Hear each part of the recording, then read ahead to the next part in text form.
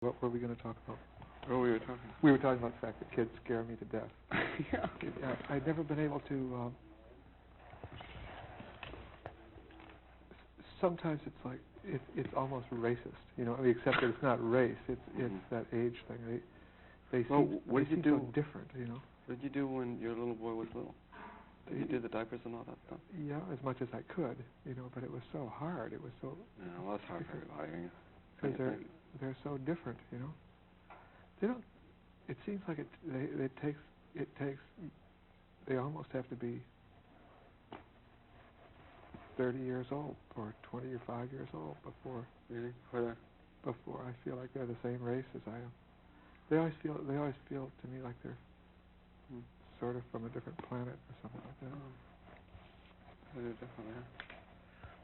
I don't have any trouble spending time with them at all.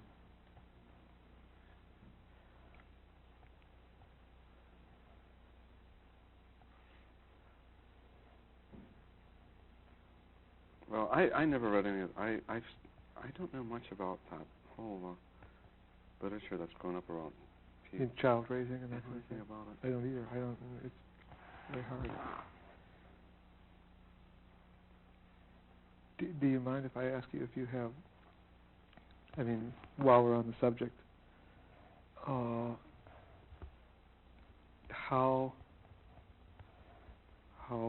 paternalistic your thing with your players is? I mean, do you feel that you're taking care of them in some? Sometimes I do. I mean, do you feel like you're actually taking care of them financially or emotionally? Oh, well, financially, of course, it's a fact. You actually support them or your activities? At this point, we're able to, when we're not playing, when we're not being paid for concerts, we're on unemployment. Yeah. So that makes it, and the way things are now, unemployment seems to have become a permanent fact of everybody's life now. So that it's by far the best way of funding any kind of. But you have to work a minimum number of weeks. Well, we do. You do work. We do. We work that. The minimum is 20, and we can do that. Do you? This is the second or the third. This is the second. We're into the second year of unemployment. Where your activities as an ensemble are thorough enough so that they can, with the unemployment, it can support the whole Absolutely. group. Yeah. Absolutely. But it doesn't take that. It takes 20 weeks. Yeah. And that means the other 32 are paid for. Yeah. Yeah. So you have during that first year you have to get another 20. So you have to start off with 20. You know. Yeah. Then you get unemployment for the next year. Then during that first year of unemployment, if you get another 20, you're covered for the next year. So we're into the third year. But the second year, getting it. But what that means for the people in the ensemble is some of the people cannot. Like, for example, Kurt works full time as he's the resident engineer or head engineer or whatever it is. At a studio. At the studio. So it's not possible for him. And Michael Reisman's also involved in the studio on some level, so that they for technical reasons they don't qualify because they have other sources. But you get unemployment. Oh, I do. Yeah, yeah. I do. At least 5 other people in the ensemble do. Yeah. And what it means is that someone like Joan LaBarbera or Dickie or John or Richard or myself, for that matter, when we're not getting paid a check for a rehearsal or concert, then we get the unemployment. So if you figure it out, that comes out to about, we get the maximum, which is 95 a week is the maximum unemployment. Yeah. You get 32 weeks of that. That's 3,000. A lot of musicians and actors do that. I know that's well, a very it means that you've got a guaranteed minimum of if you pay the maximum, which is 190, do that 20 weeks. That's 3,800, and you get the rest, another 3,000. That's a minimum guaranteed of like 6,800. Yeah. So that's not that much money these days, but not any money at all, really. I mean, but it's enough to, like, you can pay the rent and everyone else in the group has other work. Yeah. Do you do anything else besides no, the group? You're the only one that doesn't have any other work. Well, I've had to work in the past, but I'm not working right now. But it's only recently that I've been able to get money for writing music or for being who I am. But do you? I mean, it's sort of, it's kind of obvious. But do you feel that do you think that development of where the activities of the Philip Glass Ensemble are supporting these people, is that changing your ideas about your musical development and what you can do and what you can't do? And no, I don't think really. In a way, though, you see, it's taken. Let's see, the group really began 8 years ago. Yeah. And we've been together. We began actually making any kind of money at all only in the last 3 years. Yeah. So the first 5 years at this point, the first 5 years we played together because, well, first of all, there wasn't anything else to do. There wasn't a new music scene except what we did. We were younger then. There were a lot of reasons why the money wasn't a big factor. Well, it couldn't have been a factor at the beginning. I mean, it couldn't possibly be. Yeah. At this point, the ensemble is an economic unit.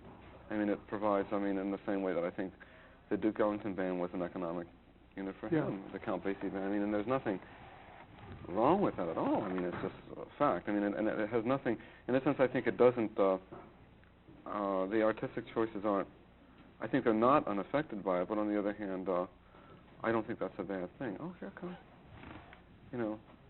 I don't think it's a bad thing. It's just another kind of reality. For example, what I'm doing now, I just been working on this piece with Wilson, this Einstein on the Beach, this opera that we're doing together, and I built the group in. I built all the music was built around the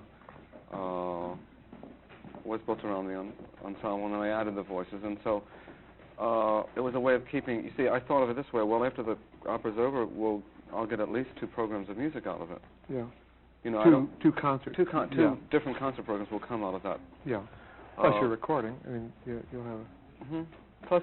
Plus there'll be other things involved in it too, and it makes it. See, for example, when I got into this, it made it much easier for me to work on the opera in the sense that I knew who I was writing for. And my music is very demanding to play. Not everyone can play it. I've sat down with so-called, with people that are new music people, and some of them had a lot of trouble. Yeah. This opera's like a 5-hour piece, and like some of these people, like Dickie or Michael or Jonah, they have gotten so used to the discipline of the music and the energy that's required that there's no problem for them. When did that idea of, I don't mean to be historical, but when I first started hearing your music, actually David was playing with you then, or that was a long time ago, but David Behrman. Oh yeah, that was nice. But but when did you get into the idea of long? Isn't music long pieces? How did that happen? Well, the time frame 4.5 hours. You did the music in 12 parts. That's 4 hours. 4.5 hours. That's 4 hours. The opera's for almost 5. Yeah. The time. I think there are several reasons for that. One is that partly is that the music requires that time frame to speak, don't you think? Yeah, I think it does. Yeah. It's about the whole idea of using repetitive structures and puts you into that thing. That's one thing. From the beginning, when I began working this way, which was mostly by myself, like in the mid-60s, 66, 67, I was working alone. I could see right away that I was in a much bigger time frame than I had been working in up until then. It simply required, it took me 15 or 20 minutes just to get something that I could listen to long enough for it to work like that. So then there's the other thing, now this is getting into the real historical thing, is that if you look at it from another point of view, that when I was a music student, the first pieces I was interested in, I remember so clearly when I was about 15, I got very interested in Webern. Of course, it's so short, Short, yeah. I loved, especially those string quartet pieces and stuff like that. And I studied that music. That music, in terms of length, I eclipsed all of his music years ago. I've written more music in terms of length of time. But I think it's just partly that I personally seem to be very subject to the pendulum effect of, like, if I came from whatever I did before, I'm always doing the opposite. It seems to me. It just seems to me that seems to be true. It's even true with the music I'm doing now. But it's so, well, the difference between the two pieces is obvious, but that's part of it. That's what I was asking you about the economic thing. It seemed to me that what happens in you see it so often in groups of professional musicians that get into that sort of pendulum thing. The group will go to an extreme of a stylistic extreme or something, especially in jazz. You know, the way you keep referring to your musicians as being professional. Yeah. It's as much in the jazz professional world as it is in the concert professional world, isn't it? I mean, do you think of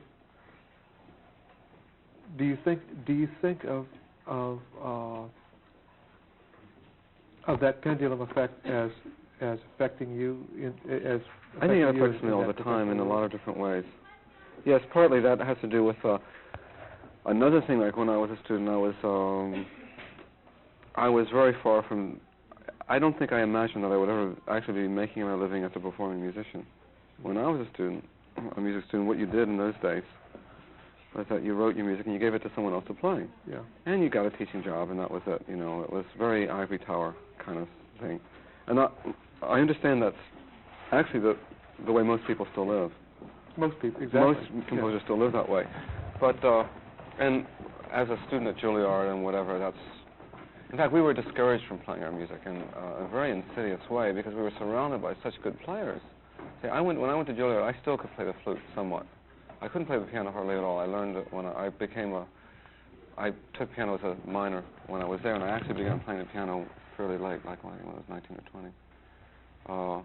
But I could still play the flute fairly well, but there were so many good flutists around, it was pointless, you know, to play it myself when you weren't encouraged to do it. In other words, the idea was that there were these people there, they were the musicians, and we were the composers, and when you wrote the music, you gave it to them. Of course, I mean, I think that was a real defect of that system, looking back on it now.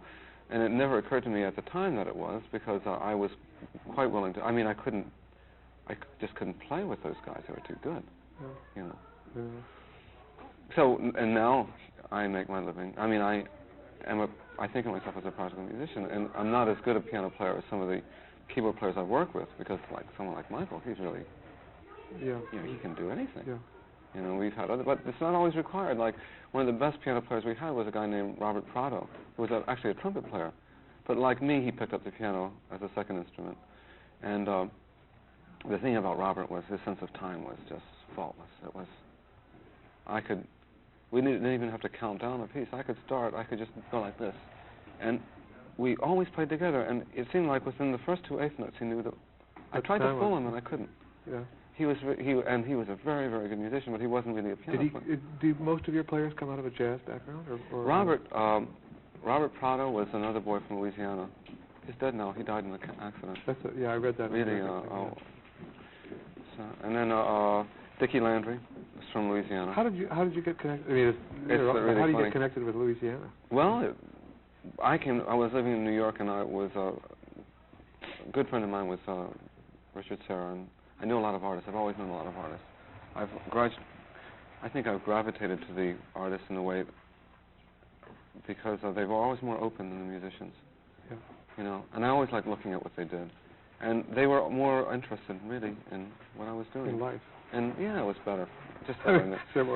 So I always had, my friends were always the art. That's one of the things why I've been in the art world. I've always been in the art world.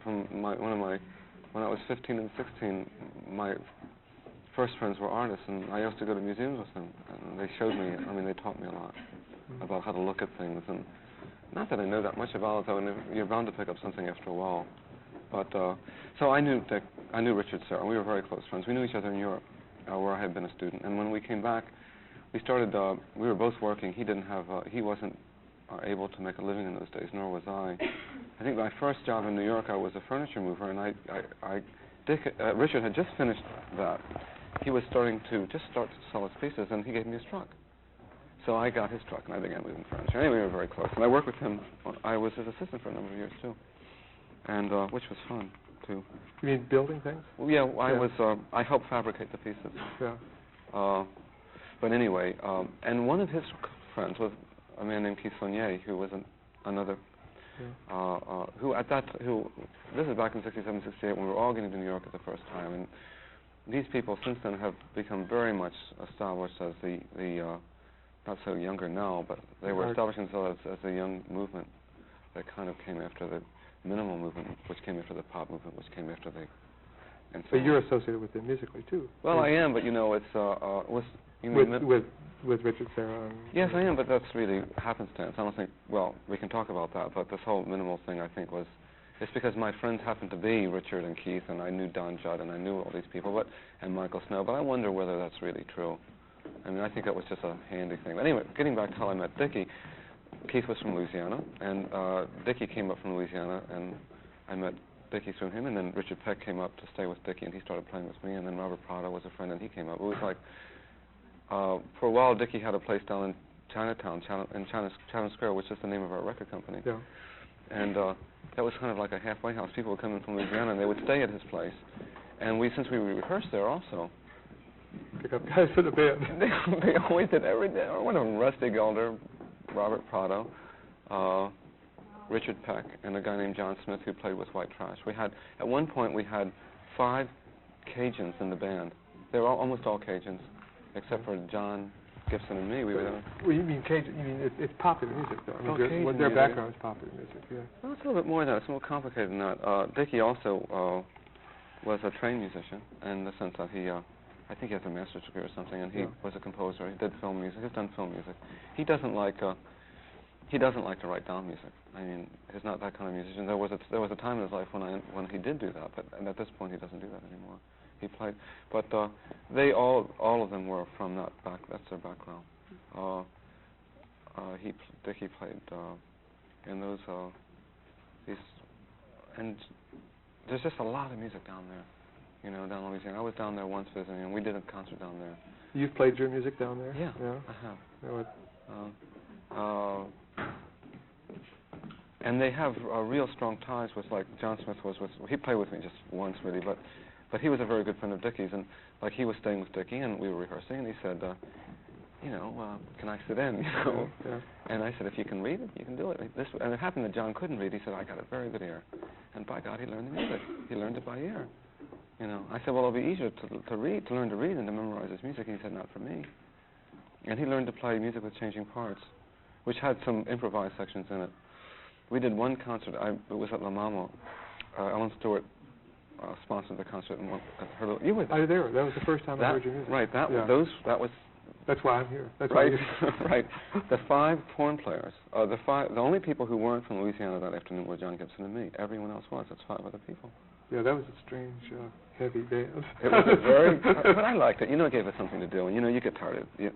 What I liked about it is that it brought another flavor into the music, which I think I've been conscious of that. Well, the time in your music is very peculiar.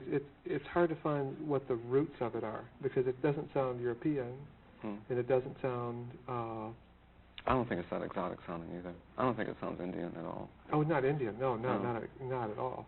But it doesn't sound like popular music either. It doesn't. I wonder what that is. It's a kind of time feeling that's different from I don't know why that is. Time feeling. I don't know why there's a... It's changed since I heard it. Has it changed very much? Yeah. You know, it's also gotten faster. It's changed. Your music used to be. It appeared to me to be very much slower. Yes. Each piece seems to be getting faster. Well, that's like what I call that the rate of change, not the feeling of how fast it's going. The rate of change of the music. Yeah. But in the new piece, in Einstein, it slowed down again.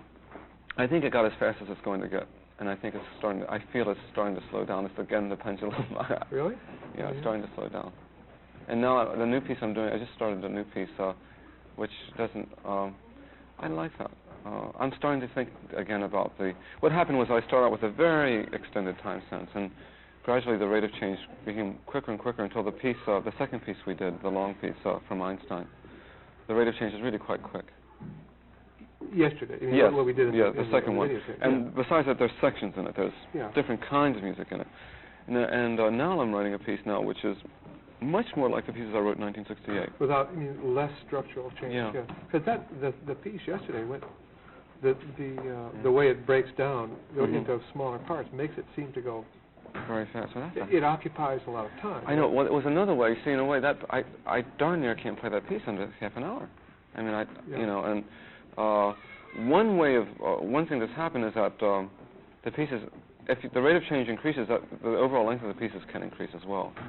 But those things are just, I tell you, I just go along with those things. My feeling about those things are extremely subjective. I was thinking yesterday that when the band, when the group of people that you've been working with has been together as long as yours, you must get into things that are sort of special skills. Oh, sure. Yeah. I mean, yesterday, the music for Einstein has those strange breaks in it that are really special skill kind of breaks. Mm-hmm. They're very surprising. Which ones are you thinking of? But when the sections change, you'll just you'll be going, everybody jumps into a new sort of feeling. Yeah. And well, you know, when I do the parts now, when I'm writing the pieces now, I write the parts for the players and not for the instrument. Sometimes I don't even know what instrument they're going to play. Like Dickie can play alto or tenor or flute. It's not orchestrated for. It's orchestrated. It's orchestrated by the person in a way. The instrument can actually change. Do you do that in concert? I mean, do you make those decisions before you reveal the piece? Well, I do it to an extent. Like in the rehearsal period, we'll have pieces that I'll think it'll be a flute that Dickie will be playing, but when we get right down to it, we may change it. It may become a soprano. But when I write the pieces out now, I don't write the scores anymore. There aren't any scores. They're just the parts. Just the parts. Yeah. So there's no need to write the score. No one's going to read it anyway. And I tell you, it takes an awful long time to write those scores. And I found a way of getting. And the only reason I started to write the score to Music in 12 Parts, which is that 4-hour piece. Yeah. And I made a score for part 1. And it took me about 4 days. And I figured at that rate, it was going to take a lot of time. You know, I wasn't going to do it. So. I wanted to copyright the piece because I wanted to make the records. So what I did is I took all my parts, and I called that the lead sheet. Yeah.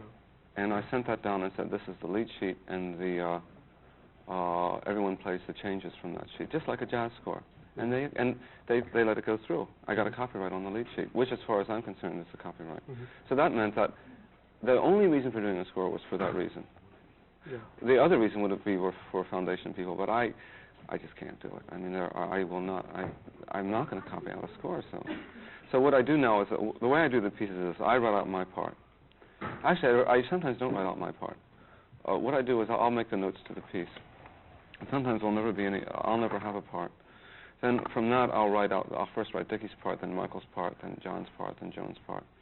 And so I know it's really for them, you know. I know exactly I know how Joan sounds, and I know what John is good at. I know what Dickie, and one of the reasons that I try to write to the strengths of the group. Do you, when you're doing that orchestrating, I mean, apart from the fact that it's a fixed ensemble, do you think of it as being made up of a lot of lines, or do you think of it as being sort of I don't know how to say this. There's no word for it in the traditional description of music, but do you think of it as being an orchestrated one line or a color change, or do you think of it as being a counterpoint?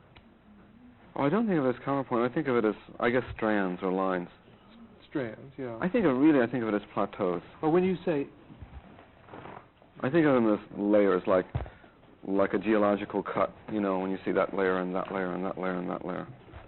But they're only layers in the sense that they're different colors, because you don't really get into bass versus soprano. There's a lot of... There is now in that last piece. Didn't you hear that? At the end of that piece, you've got the bass line, you've got Joan singing that long line with it. When you get into the I don't know what you call it, but that cadence. The cadence, the long refrains.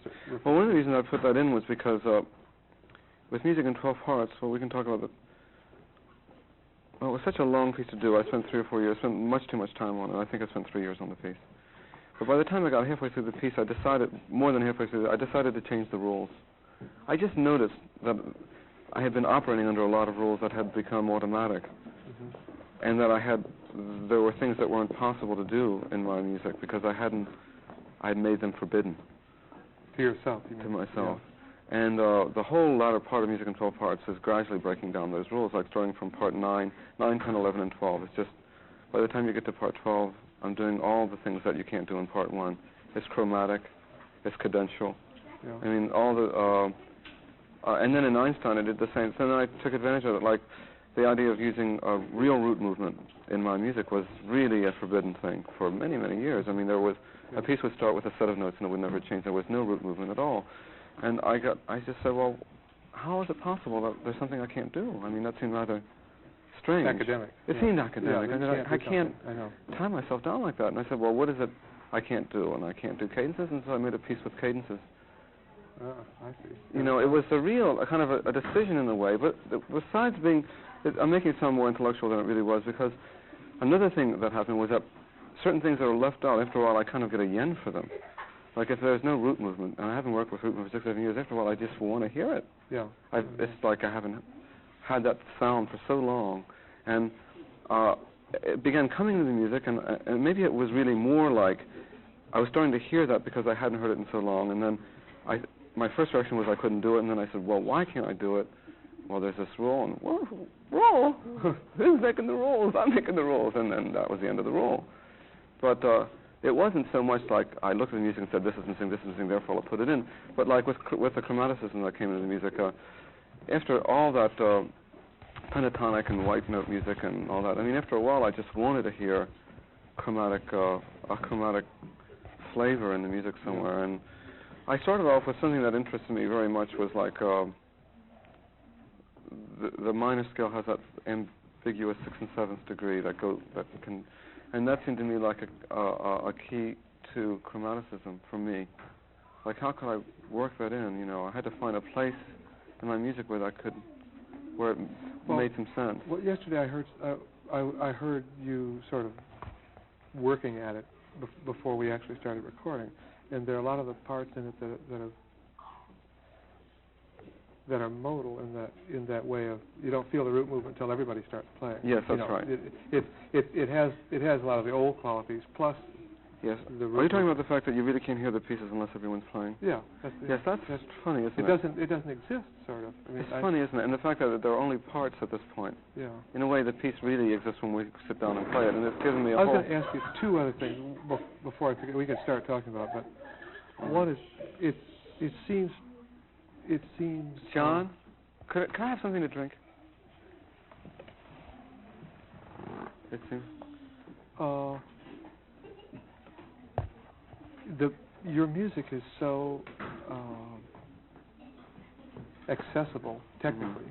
I mean, because you can actually, it can be notated and it can be played on instruments that are available. Why do you?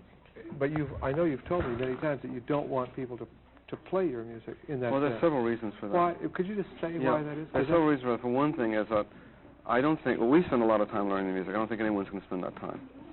So you mean the music would be badly played? First of all, badly played.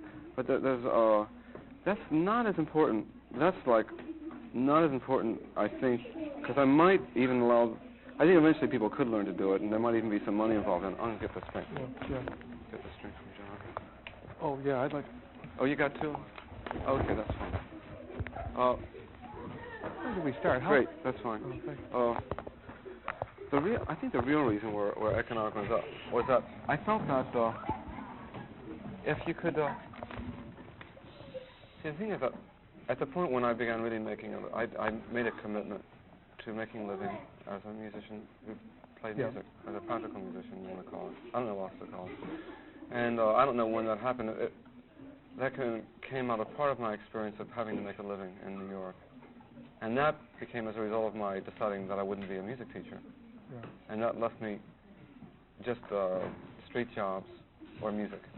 Yeah. And at the point, the more I did the street jobs, the more you want to do music. The more I wanted. I mean, it just became, and I became very, I became clever at maximizing my possibilities of making money at my music, because it was either that or putting in someone's sink or moving someone's ranch, and it's survival. Yeah. I just didn't want to do it. I did it for years, and I didn't want to do it. You mean that playing your music exclusively yourself? I wanted to do it. Well, it has to do with that, because my feeling was this, that if anyone could play my music, then the likelihood of my being hired would be diminished. For example, there was a friend of mine. When I was, there was some people that got a hold of a score of mine in England and played a piece of mine there. Yeah. And very recently I just explained to them, I said, look, just don't do that. I said, and they said, well, we thought you would want to, you know. And I said, well, I was trying to arrange concerts in London. Now, one of the things I can do is I can say, I've never played my music in London. No one else has played it. If you want to hear my music, you've got to have me come and do it. Yeah. Now, that way, the fee can be very firm. Yeah. And it's just like, there are places that, and I'll just, like there's someone in Chicago who's asking me now to come and play, and I can say, well, if we can negotiate the money, and I say, well, this is the fee, and they say, well, we don't have it. And I said, well, try to get it next year. Yeah. But I'll rather wait a year. And they have no recourse. They can't say, well, where can we buy the music?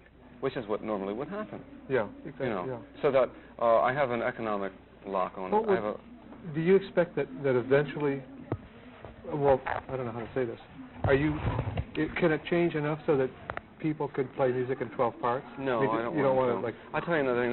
The real reason, the first thing was the economic one. As long as I'm the only one that has the scores, no one else can play it. Anyone who wants to hear it, they have to hire me. And I still make my living from playing. Now, publishers have told me that I can make very good fees from performing rights, but I just don't want to suffer through those bad performances, and I don't know, where am I going to get a sound system like the one I've got? I mean, that sound system took Kurt about 5 years to develop, to fit this groove. Yeah. I mean, you could rent a sound system, I suppose, but who's going to do it? Oh, yeah, if you allowed people to play your music, they'd play it on anything. Anything. Yeah. And then you've got to face that, and I'm just not ready for that. Yeah. And the other thing is that there's another very personal thing, which is I find it very odd to hear someone else play my music. I know, it's a funny feeling. Does that happen to you? I feel it, yeah. I find it very peculiar. I just have to leave.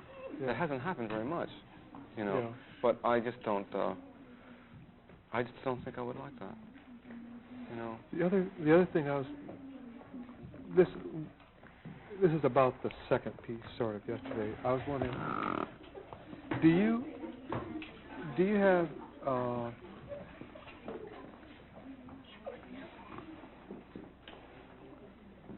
I have to figure out a way to ask the question so it doesn't sound just stupid, but do you think of a format that you have to fulfill before you start, or is there some internal process for each of these pieces that makes a piece last 20 minutes or 30 minutes? I think it's the second idea. I think that what's happened is that as I become, you know, as I've written more and more music, what's happened is that at the beginning, let's put it this way, go back. When I began writing music, I began rather technically. I learned how to write music from my teachers, and my first music was modeled after them.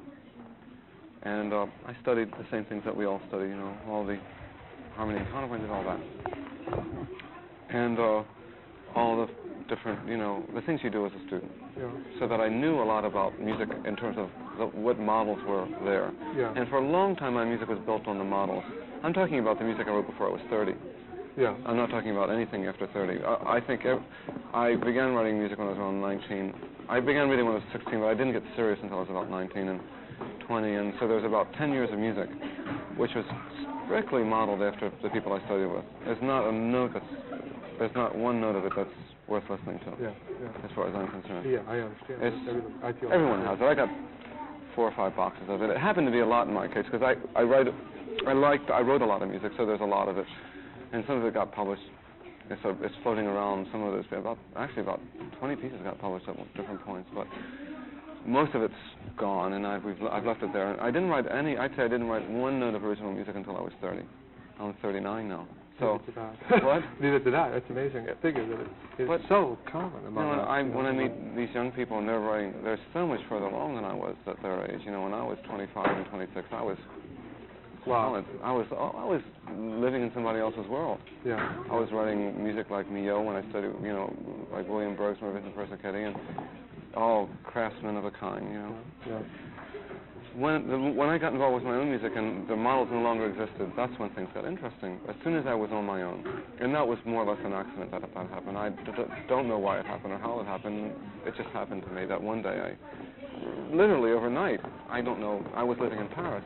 I didn't know anybody else. It wasn't like I was in California with, you know, when Terry and Lamont and Steve were all out there and they had each other. There was a scene, you know. Yeah. And I was in Paris, and the scene was a domaine musicale that Boulez ran with an iron fist, you know. Yeah. There was nothing going through there except that serial stuff, and and some Earl Brown. Earl Brown was acceptable for some reason. They liked to. I mean, I got well, to he hear was in Europe then. He was living yes, there. and but there was a different feeling to his music. It was odd for me to hear Earl Brown's music in the context of those concerts, because there was something so. I hate to use such a to use a word like that. There's something so fascist about it. So. Organized and doctrinaire, and I never felt that he fit into that. But anyway, for some reason they liked him and his music was done. And I think even I heard one piece of Morty Feldman's, maybe one, during that whole time I was there. Aside from that, I was living in a wasteland, as far as I could say, dominated by these maniacs, these complete creeps, who were trying to make everyone write this crazy, creepy music. And so I reacted to it violently, and I began doing this other music. My music, in a way, was a reaction to that. The sustained quality was exactly against that. It was, in a sense, it was again one of those things where I didn't intellectually say, if they're doing this, I'll do that, but it came out that way. Because that's what I heard around me. I needed to hear something else. I needed to hear something extremely simple that was organized along lines that were perceivable and not just a bunch of gobbledygook that you would get program knows. Everything that my early music, and even this moment, a lot of it was, you can hear that way, and that's part of the reason why I've had so much trouble with that world. I mean, my music is an affront to anyone who takes that kind of music seriously. But anyway, the more I got involved in this music, the less, in a sense, I've depended on composers' techniques for writing it. So when you say, well, how do I write the music? In a way, I can say truly that at this point, I really don't. I know less about how I write it now than I ever did before, and it's been a lot better for me too. I tell you, I never think about music until I'm writing it. I don't have any ideas. My mind's almost always empty. But with the Einstein, with the work, the Einstein work. How did I do that? Well, we might as well say what it is. I don't know. It's an opera that Bob Wilson and I are doing together. It's about 5 hours, 4.5 hours. Did you decide in advance that you had to occupy 5 hours? We set out.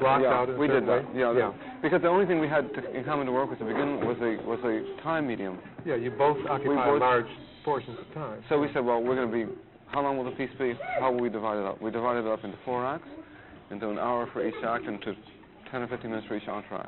Mm-hmm. Then Bob made some drawings, and I took the drawings, and I used that as a point of departure in a way. We set out themes, like a train theme, a trial theme, a jail theme, a spaceship theme. Actually, there were 3 themes. I'm not getting it quite right, but and we addressed ourselves to the themes as problems. And he began by making drawings, and I used the drawings, but in a way, I didn't.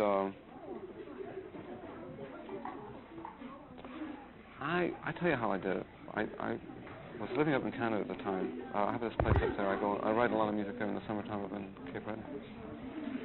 And I got this little house in the little A-frame in the woods. It's really beautiful. It's very ideal. It's the kind of thing everyone should have. Every composer or a human being should have something like that. It's a little house in the woods, A-frame.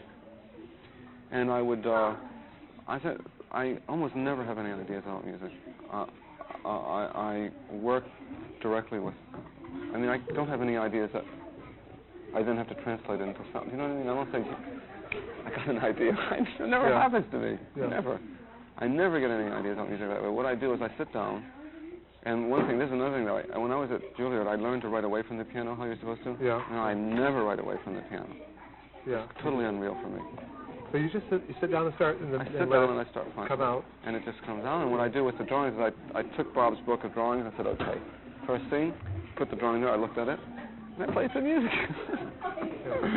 Well, it's not as easy as that. I mean, it isn't just a question of playing it and then writing it down. It can take a little bit of time to work out. I'll find ideas that seem to be appropriate, and then I just kind of do it. I don't know how long. Well, in this case, it's become very subjective. Isn't quite the correct word. That I don't mean subjective as opposed to objective. I mean, I guess I mean semi-conscious in a way.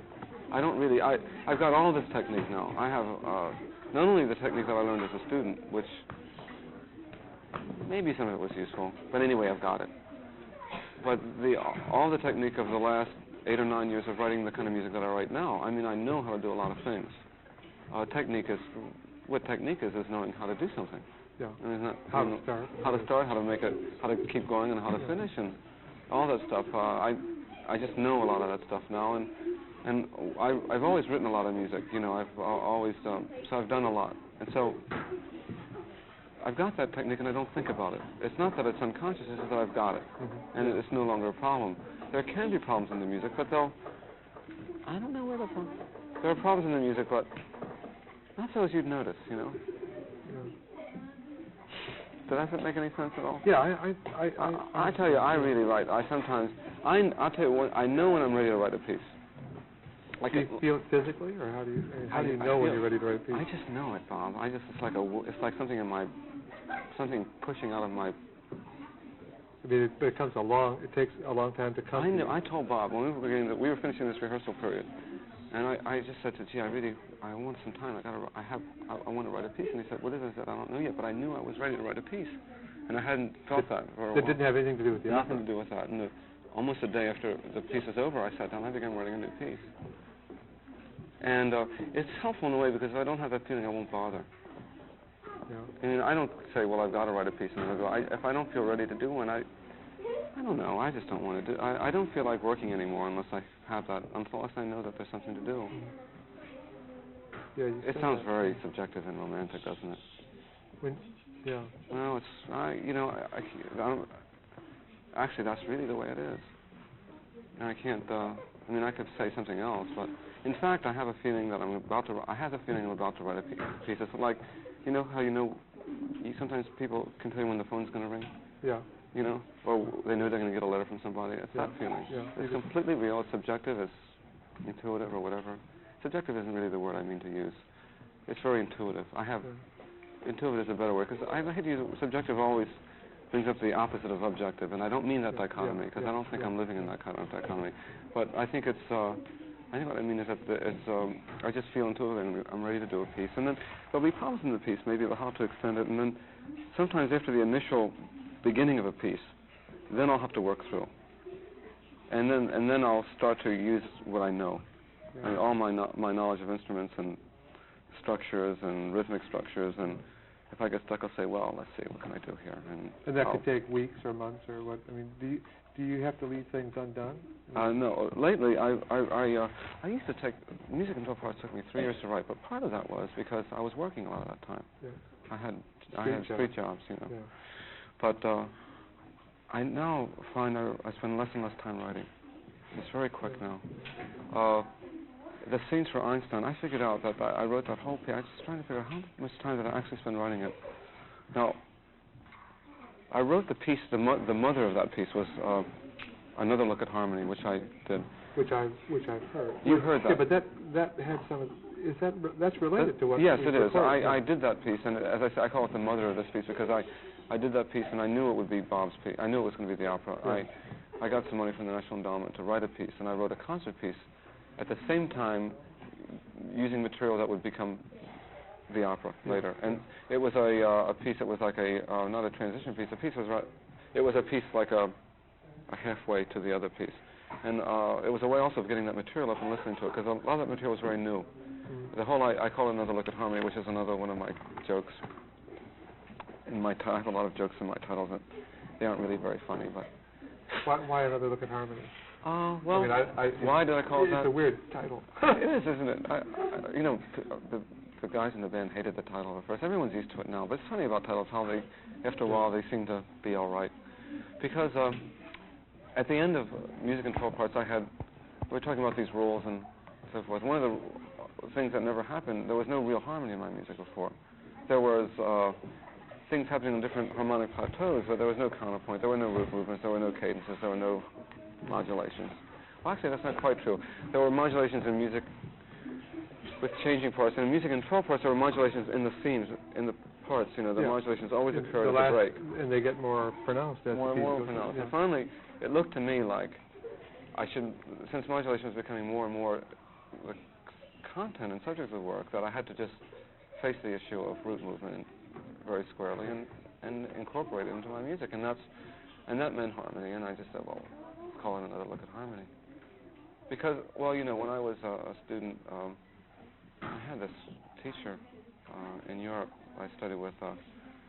She was just very involved in traditional material. And I studied with her for 2 years. I was 28 when I was 26 when I went to study with her. I had my master's degree from Juilliard, and she made me start from the beginning again, and we started with harmony. So when I was 26, 27, 28, something like that, I was writing first species counterpoint and harmony. Can you believe that? Yeah, I've heard of that. Boulanger. That was Boulanger. Yeah. And I did that for 2 years, and that's practically all I did. And anyway, that's in my brain. I mean, that's like. Have you? When I got involved with my own music, one of the things I reacted, besides the burlesque scene, I also reacted to that. So there wasn't any of that in my music. There was no harmony or counterpoint in my music. And then 8 or 9 years later, I said, well, it's coming back, and so the title was natural to me. For me, it was a personal. It was an autobiographical title. It was another look at harmony. The last time I had looked at it was 9 years before, when I had, for studying music, that's fairly old, at 27, 28, to be writing first species counterpoint. It's a bit strange, but anyway. I don't know. I think it was valuable in a way. What were you going to ask? Oh, Are we talking? Are we covering? No, that was a question. I mean, I'm sort of. But it seems like the music has always been harmonic, you know. So when it's not been. No, it's but it's not been noise. No, what I'm talking about. When I talk about another harmony, I'm talking about root movement. Yeah. I'm talking about a specific. I'm talking about functional harmony, root movement, whatever you want to call it. I'm talking about that specific. I'm talking about the technology of 18th and 19th century music. Yeah. Right. I think it's interesting that, see, that music's in our popular music. You know, we've never left it. If you turn on, I listen to the radio a lot myself. I mean, I don't know what you listen to, but I listen to the radio, and I hear it all the time. I mean, it's, I hear it in, I listen to WABC and CBS and all that stuff, and that's what, a lot of the music world is involved with that. Yeah. They're not involved with the stuff we're involved with. You know, kids, these kids, any kids, when they start doing music, what they're going to do is learn changes. Yeah. The guys that I play with, they know changes, and that's what I'm, you know.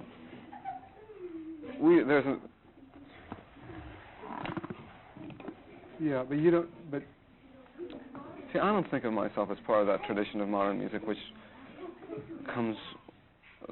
For me, the Godhead isn't Schoenberg, Webern, and Berg. That's the problem with most of the people, and this is 1975. Can you believe it? Yeah, I know. In 1975, people are still worried about those problems. They're worried about the problems, the things that Brahms was worried about, really. Now, if that isn't conservative, what is? Do you consider yourself to be, I don't know how you say it, is there a tradition that you come out of? Is there an older person for you?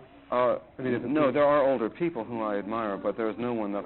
So, was there anyone that I could model the music after? Yeah. Do you come out of that? Yeah. There are older people I felt a lot of sympathy to, partly because of who they were in the world, and partly because I felt that with Parch, and felt that with Moondog, who lived, he lived at my house for about a year, and I liked and Cage. Yeah. But I'm not close to him personally, but I've always had. You admire the break with that. I admire the break with, and his ability to stand on his own feet.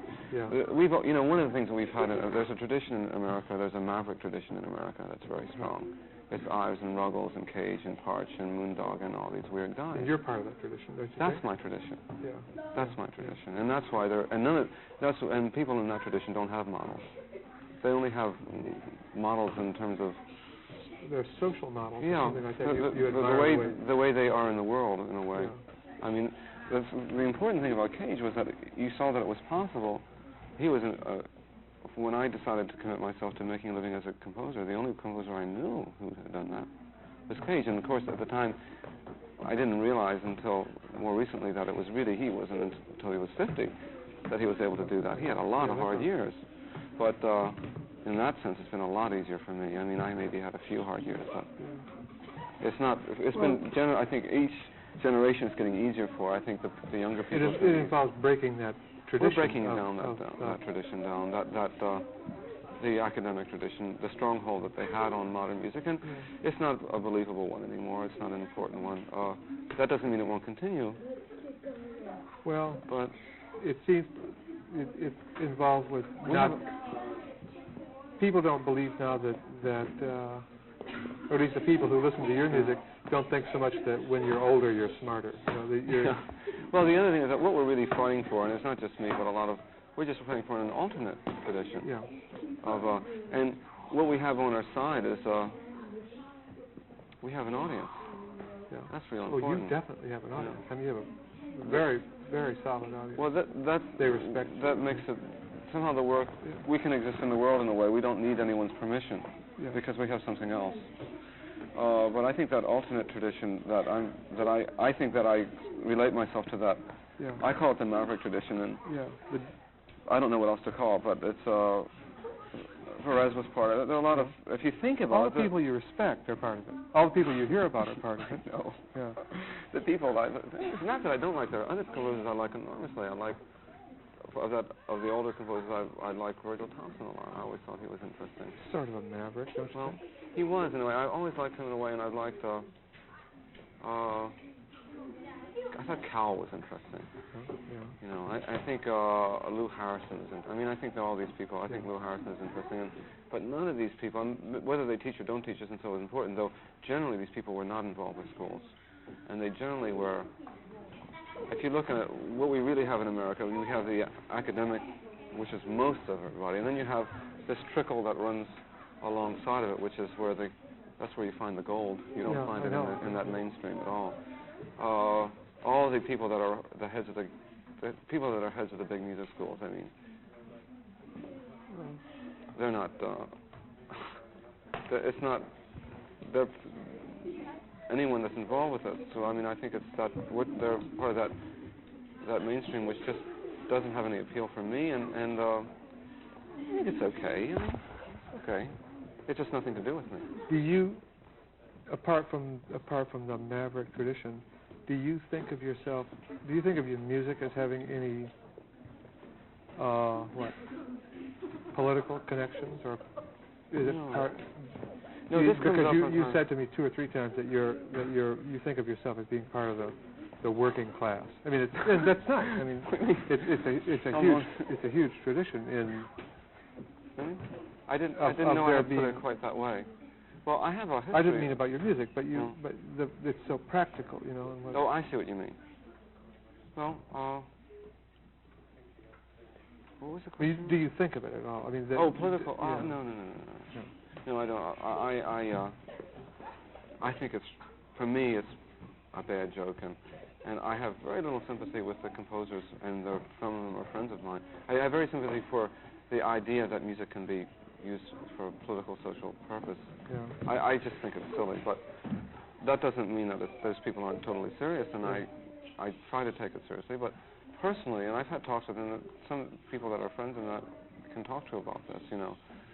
But for one thing, it's not. First of all, I have a personal history of having worked a lot, you know, of having, you know, worked all kinds of jobs, like from the steel mills to in Baltimore to, you know, being a plumber or a furniture mover, or so many things, working in factories, and so many things I can't remember. So that my involvement with working people is it's a very long one, you know. I mean, I know who those guys are in the steel mills, because I used to work with them. And the idea of my going in there and playing music for them strikes me as very, very silly. Yeah. You know, I mean, I know those guys.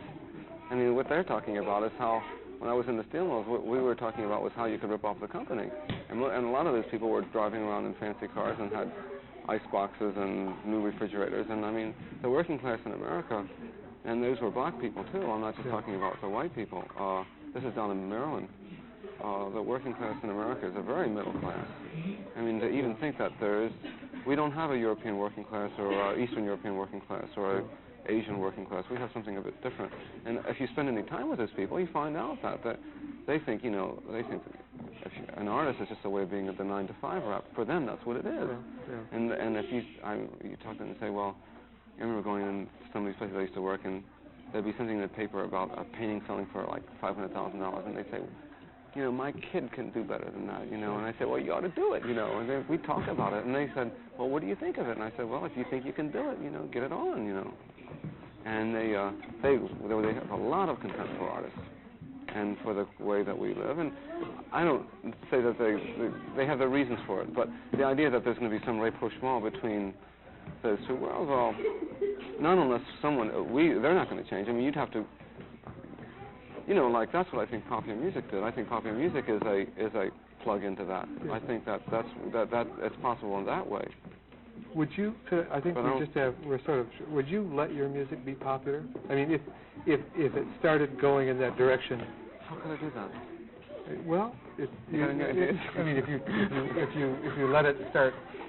you let it tour. I mean, for instance. Oh, you mean if we went on a tour? Yeah. It's a question of we've talked about that. Isn't there some sort of? You always make those decisions about recordings and touring. And that I tell you, for me, it's a lot of I've toured a lot. I have to do it. That's the way we really make our money is doing concerts. Yeah. Don't make much from records and don't make much in any other way. And as far as I can tell, talking to other musicians, that's where they make their money too. You know, people go on the road for longer than I do. I mean, Arnett's been in Europe for 6 months now. Or the bands go out, you know, those are hard. That's how even people that are supposedly, you know, well-known, famous people, if you get in with a big record company, maybe, you know, I mean, I'm not talking about pop people, that's different. I'm talking about, jazz musicians, that's, our economic situation is more similar to jazz than to pop. Yeah. And you can find parallels in the jazz world much easier than you can in the world of pop, and for that, jazz musicians have to work very hard, and they have to do a lot of road work. The pop music is a bit different. There you can do maybe a few big splashy concerts and make enough to do. Yeah. And the record companies the money's coming from the records there. I mean, the difference between someone like Keith Jarrett and the Rolling Stones is maybe a couple million records sold. I mean, and I may like both of them. And personally, I may like both of the music, but let's say, I don't know what his sales figures are, but let's say that he puts out a solo record. I'm talking about Jarrett, and let's say he sells maybe 20, 25, thousand. I don't know if that's, but it could be, like, for jazz, you see, 25,000 is a lot for a jazz record to sell. But it still doesn't make him any money. You don't make money in a record company if you're selling over 75, 100,000.